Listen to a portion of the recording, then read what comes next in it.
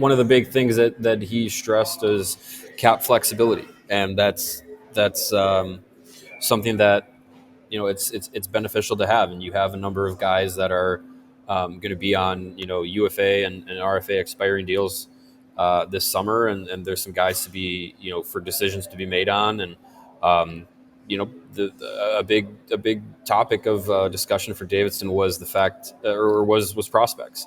The fact that Landon Slager likely will be joining the team, and Frank Nazar, for all intents and purposes, has a better than not chance of joining the team towards the end of the month here. So, it's not that those guys are going to break the bank, but it's those guys getting in the fold. Those are contracts you have to think about. And cap flexibility is not something that you just think about. Okay, trade deadline to NHL draft to free agency to next trade deadline. Like, it all over the time of the season into off season into the next season. Like, it all makes a difference. So you don't want to just burn up everything at a trade deadline or in one free agency summer and then be stuck with it. So I think cap flexibility is something that he obviously has value in.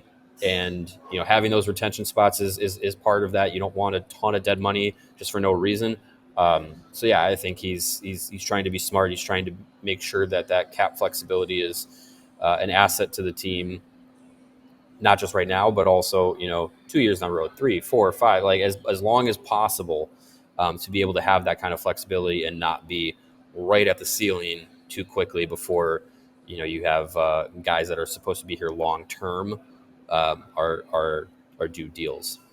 I'm glad you brought that point up, because I think we all, as media and as fans and as fanalists, I guess you want to call us, we do get caught up in the moment to moment and the right now.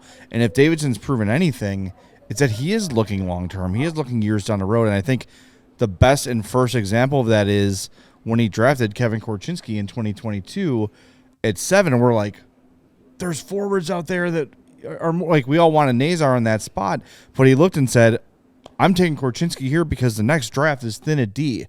So I'm going to take a guy now that I know is going to be good, take him maybe a little higher than people are thinking, because I know next year's draft is forward heavy. He's looking ahead a year, 2 years, 3 years. That's what you want. The last guy, everything was reaction. Everything was now. And in fairness to him, part of it was, for the bulk of his tenure as GM, the team were Stanley Cup contenders, and you can think that way. You can think of, okay, every chance at a cup is sacred. You've got to do what you can to win it, and maybe I'm going to regret this down the road, but I'm going to take that shot and make it. More often than not, it paid off, right? We talked about Vermette. We've talked about other deadline acquisitions, but now that's why the Hawks are in a position they're in now.